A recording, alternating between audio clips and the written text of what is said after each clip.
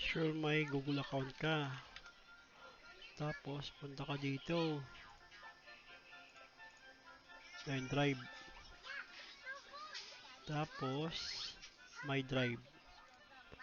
File upload. Punta ka sa documents, crossfire, replay. Ito. Example, delete muna natin to. Delete.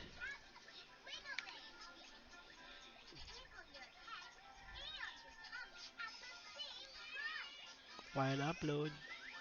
Documents, crossfire, replay. Yan. Na-upload na. Hanapin mo dito.